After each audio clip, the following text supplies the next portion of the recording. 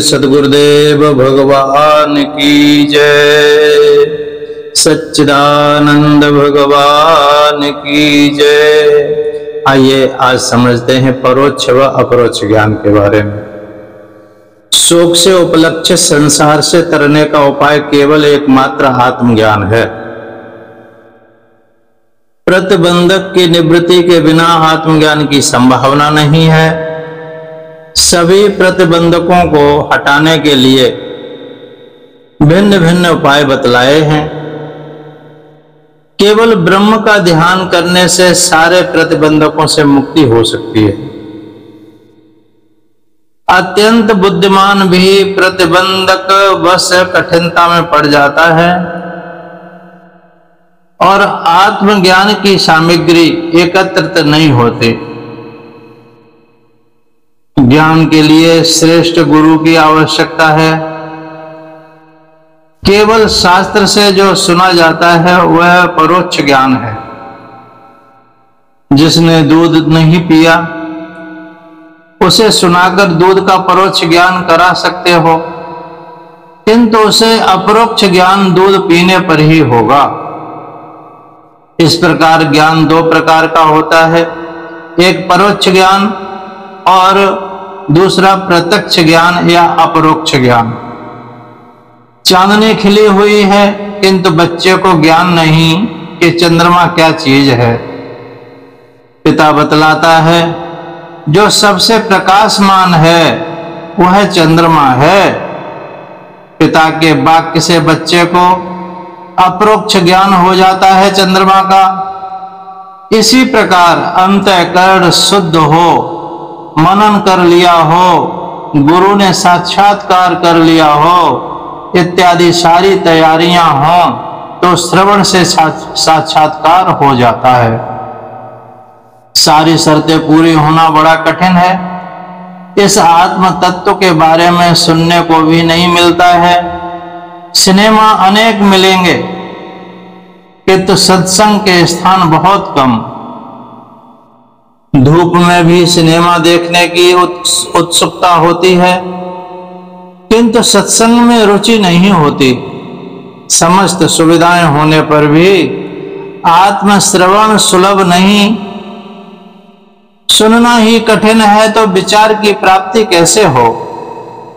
जो इन कठिनाइयों को पार न कर सके उसके लिए शास्त्र ने सरल मार्ग बताया कि वह परमात्मा की उपासना करे। इसके लिए न जीवन मुक्त गुरु की आवश्यकता है और न शिष्य को अधिक परिश्रम की आवश्यकता है। उपासना से परोक्ष ज्ञान तो हो ही जाएगा। यद्यपि आत्म तत्व अपरोक्ष है अतः उसका परोक्ष ज्ञान भ्रम रूप है। तथापि भ्रम के दो भेद होते हैं, एक संवादी भ्रम, एक विसंवादी भ्रम। दो प्रकार का भ्रम होने पर भी प्रवृत्ति सफल हो जाए भ्रम को संवादी कहते हैं, तथा प्रवृत्ति विफल रहे तो भ्रम विसंवादी होता है। जैसे दीपक में मणि का भ्रम हो तो निकट जाने पर भी मणि लाभ न होने से भ्रम विसंवादी है, किंतु मणि प्रभा में मणि का भ्रम हो तो निकट जाने से मणि मिल जाती है, अतः भ्रम संवादी है। इसी प्रकार शास्त्रानुसार आत्म तत्व को परोक्ष समझना भ्रम तो है, लेकिन उस ज्ञान पर निष्ठा रहे तो, क्योंकि जिसके बारे में वह ज्ञान है वह वास्तव में आत्मा ही है। इसलिए उस पर एकाग्र रहने से यथोपदेश उसकी अपरोक्षता भी समझ सकना सुसंभव है, जिससे उसे संवादी भ्रम परोक्ष ज्ञान से अपरोक्ष समझना उचित है। अखंड आत्मा से अन्य नाम रूपों के ध्यानों को विसंवादी भ्रम मानना पड़ता है, क्योंकि वास्तविक आत्म तत्व नाम रूपात्मक है। नहीं, अखंड तत्व की उपासना में यह वृत्ति नहीं बनाई जाती कि आत्मा परोक्ष है। वृत्ति तो यही बनाते हैं कि वह अपरोक्ष है, किंतु अपने में सामर्थ्य न होने से अपरोक्षता का अनुभव नहीं होता। शास्त्र श्रद्धा से वह ज्ञान प्रमारूप तो माना ही जाता है। अतः यदि उसका विरोधी कोई ज्ञान न आए तो फलता वह प्रमा ही रहेगा, क्योंकि अबाधित सत्य ज्ञान प्रमा ही होता है और भ्रम के ये भेद समझने जरूरी हैं। भ्रम होने पर भी कोई हितकारी है, कोई बेकार का या अनर्थकारी भी है। विष्णु शंकरादि को परमात्मा समझना हितकारी भ्रम है और शास्त्र छोड़कर चाहे जिसे ईश्वर समझा तो हित नहीं वरना अहित ही होगा। एक आदमी ने किसी महात्मा से पूछा, सबसे बड़े भगवान कौन है, मैं उनकी पूजा करूंगा। महात्मा ने शास्त्रीय निर्णय समझा दिया कि शिव जी ही सबसे बड़े और अनेक कथा आख्यानों से उसे पुष्ट भी कर दिया। वह व्यक्ति पूजा करने लगा। कुछ दिनों बाद पूजा करते समय उसने देखा कि शिवलिंग पर रखा प्रसाद चूहा खा रहा है। उसने सोचा, शिवजी से तो यह चूहा ही तगड़ा है, उन पर चढ़ा हुआ मिठाई खा रहा है, वे इसे रोक भी नहीं पा रहे। उसने शिवजी को छोड़कर उस चूहे को ही पूजना प्रारंभ कर दिया। एक दिन बिल्ली चूहे पर झपटी तो चूहा डरकर भागा। भक्त ने निर्णय किया कि बिल्ली उससे भी बड़ी भगवान है और वह बिल्ली पूजने लगा। कुछ दिन बाद देखा कि उसकी पत्नी डंडा दिखाकर झपटती है तो बिल्ली दुबक जाती है। वह समझ गया कि बिल्ली से भी बड़ी भगवान तो उसकी पत्नी ही है। वह पत्नी पूजक बन गया। पूजा पाते पाते ये स्त्री सिर चढ़ गई। एक दिन पति को गुस्सा आया और उसने पत्नी को तमाचा मारा तो बेचारी रोने लगी। उस आदमी ने सोचा, अरे इससे तो मैं ही बड़ा भगवान हूं।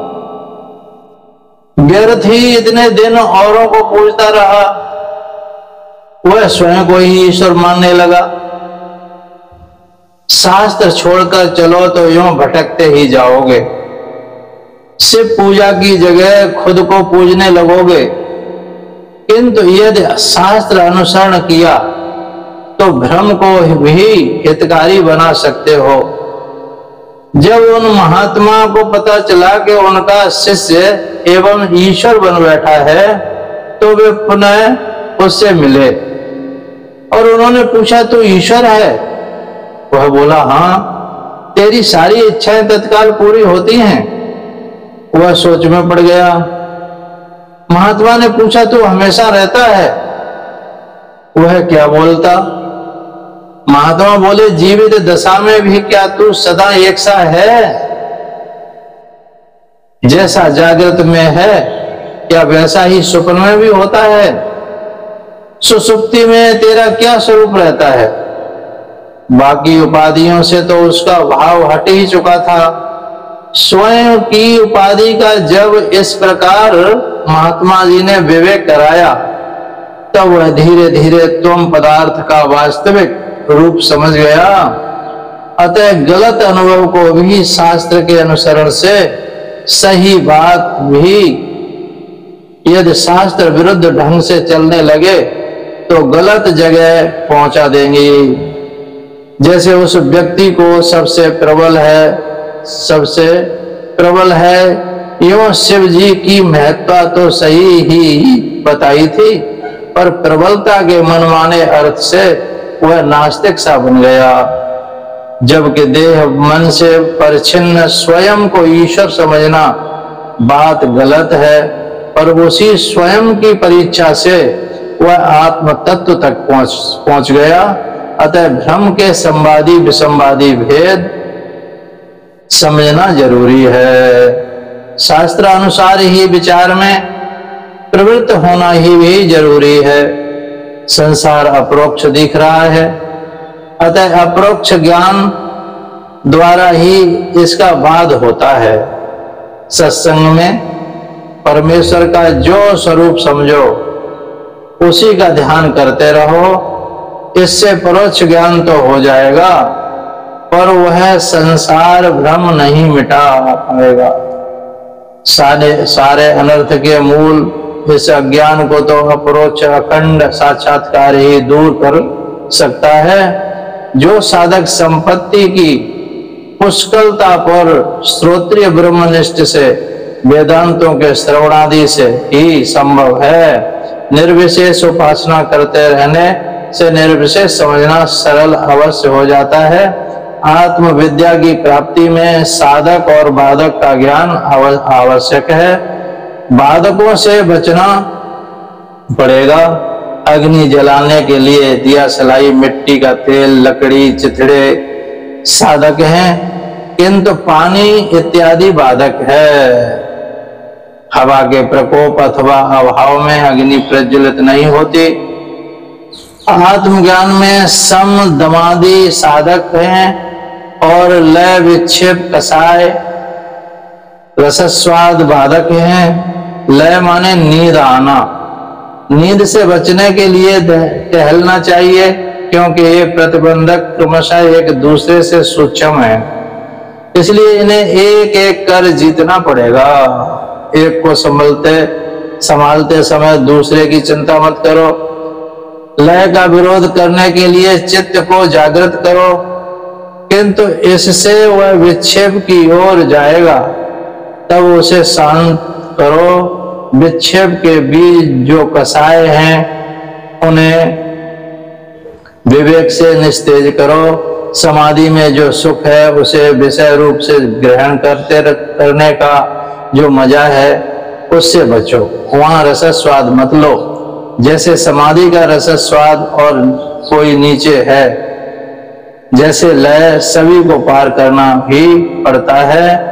जब नींद भी नहीं, विक्षेप भी नहीं, कसाय भी नहीं, रसस्वाद भी नहीं, तब आनंद का स्मरण होने लगता है। बोलो सद्गुरुदेव भगवान की जय, सच्चिदानंद भगवान की जय। धन्यवाद। आपने सुना, समझा, पढ़ा।